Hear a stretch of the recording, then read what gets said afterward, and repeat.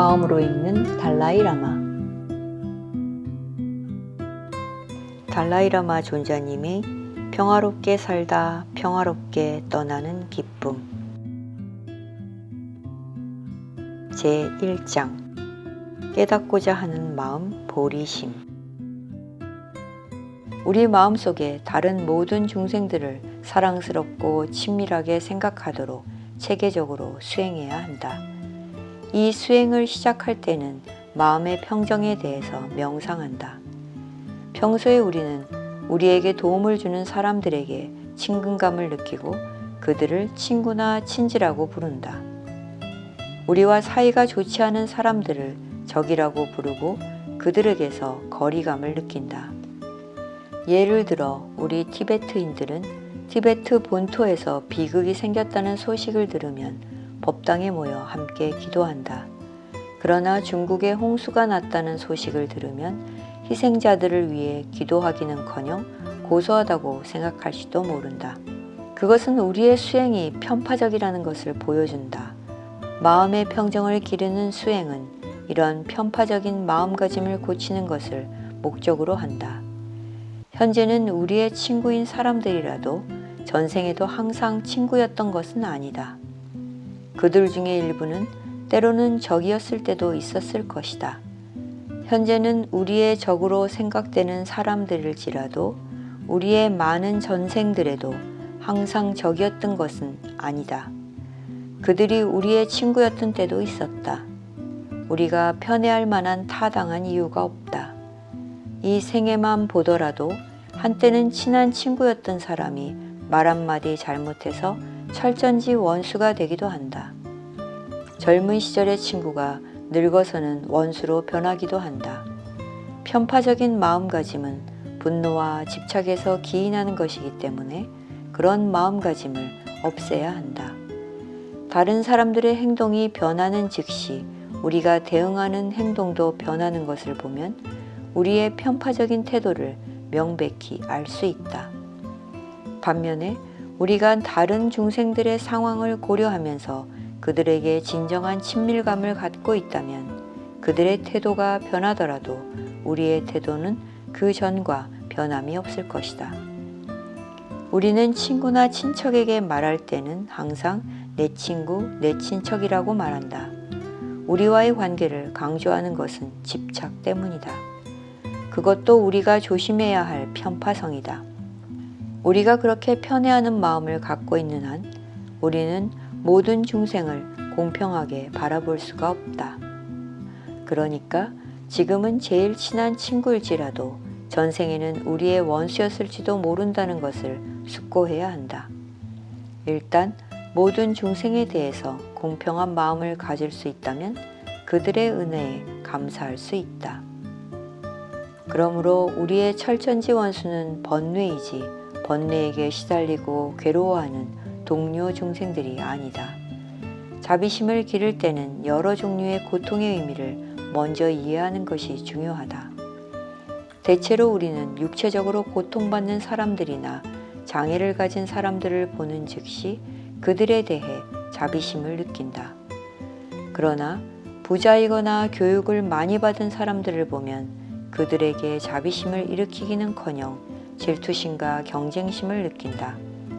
그것을 보면 우리의 자비심이 편파적이고 균형이 안 잡혀 있다는 것을 알 수 있다.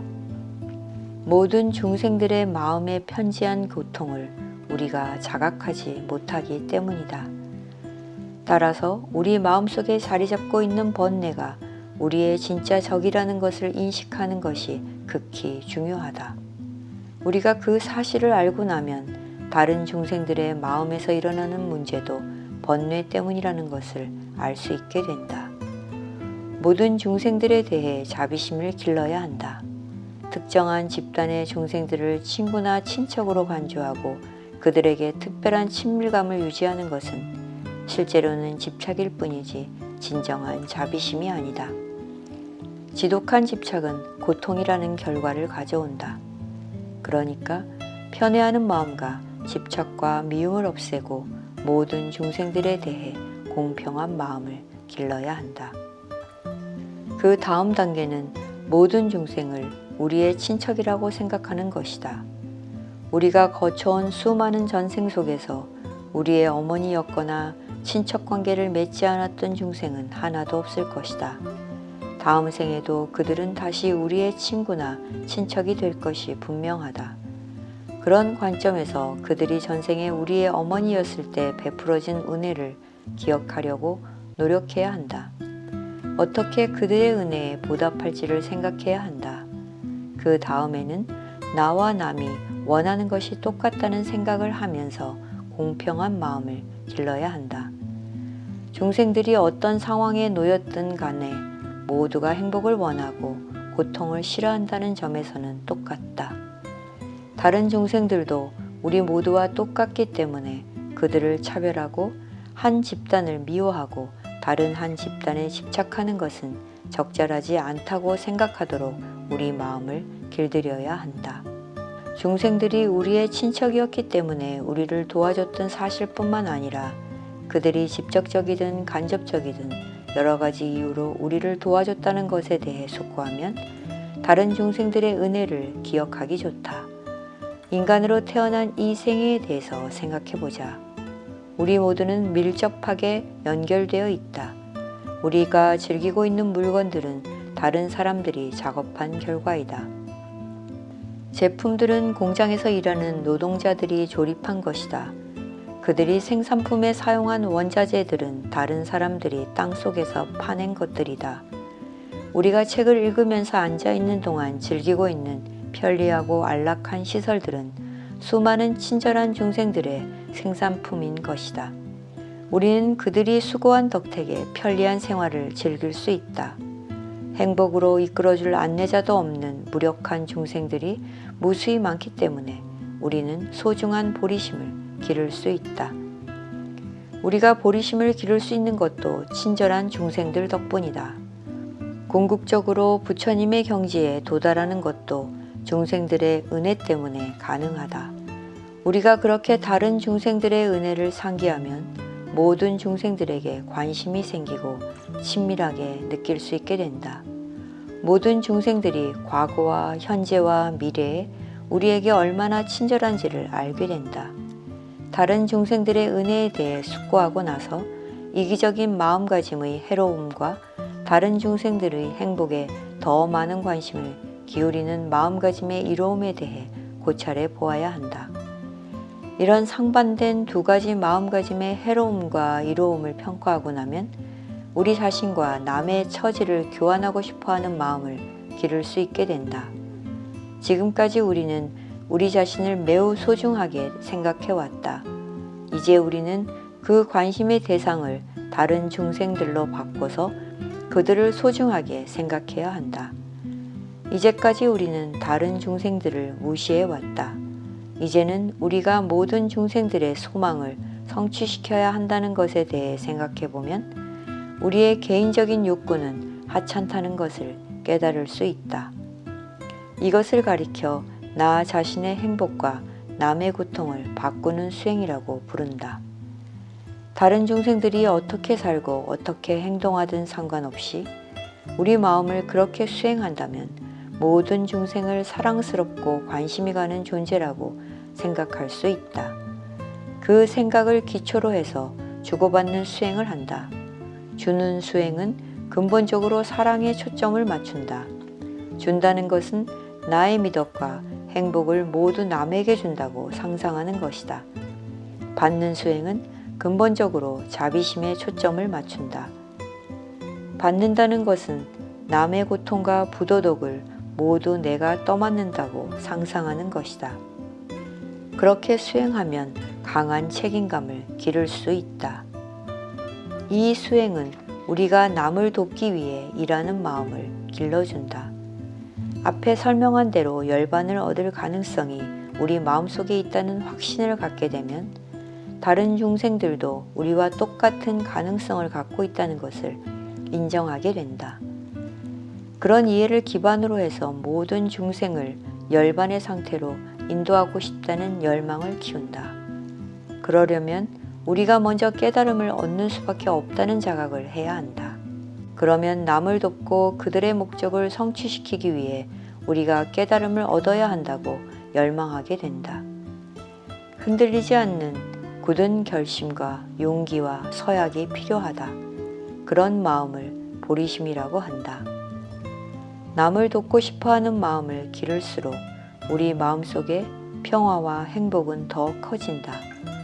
마음속에 평화가 있다면 우리는 다른 사람들의 평화와 행복에 더 많이 기여할 수 있을 것이다. 마음을 변화시키고 긍정적인 마음가짐을 가지면 다음 생에 행복이 온다. 긍정적인 마음가짐을 유지하면 마음이 편안해지고 더 용감하게 되고 더 활기차게 된다. 내 경우에 비추어 보면 나는 수행 단계들을 꾸준히 공부하고 그 수행들에 익숙해짐으로써 마음속에 긍정적인 인상을 남기려고 노력했다. 그 결과 나는 문제에 부닥칠 때마다 쉽게 대처할 수 있다. 나는 윤회 세계의 고통에 대해서 알기 때문이다. 모든 것은 파괴되기 마련이고 고통이 올 수밖에 없다는 가르침을 기억했기 때문에 나는 당황하지 않는다. 물론 나는 자살 같은 건 생각해 본 적도 없다. 이런 예를 보면 불교의 가르침이 우리 생활에서 실제로 도움이 된다는 것이 확실하다. 나는 이제 80이 훨씬 넘은 나이가 되었고 부처님의 가르침이 타당하고 유용하다는 것을 확신을 갖고 말할 수 있을 만큼 충분한 경험을 쌓았다. 우리가 이 가르침들의 요점을 진지하게 실천한다면 우리의 현생과 다음 생에 도움이 된다는 것은 의심할 여지가 없다. 그런 수행들은 우리 자신과 모든 중생들에게 도움이 된다.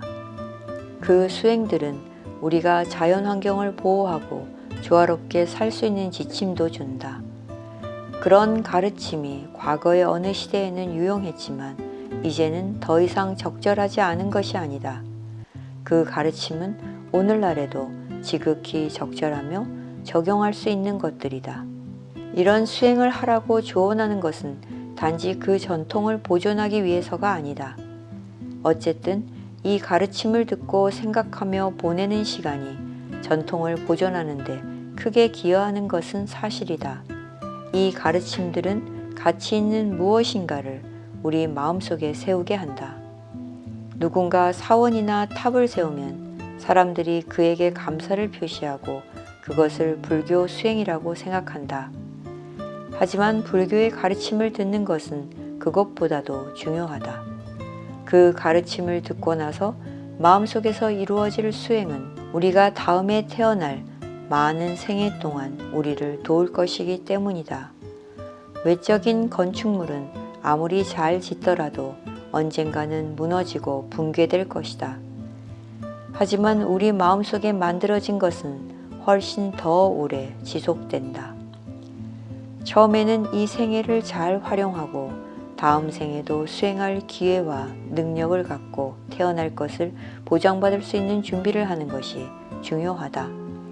혼란스럽고 괴로운 마음 상태는 내면의 적인 번뇌가 일으킨다는 사실을 알아야 한다. 번뇌가 마음속에 머물고 있어 우리가 번뇌의 노예로 남아있는 한 평화도 행복도 얻을 수 없다. 우리는 원하는 대로 안락한 편의시설을 짓지만 그것은 본래가 덧없는 것이라서 영원한 행복을 보장할 수가 없다. 그러니 우리는 다음 생에 대해서 생각만 하지 말고 이 생에서 번뇌를 완전히 없애는 일에 관심을 쏟아야 한다.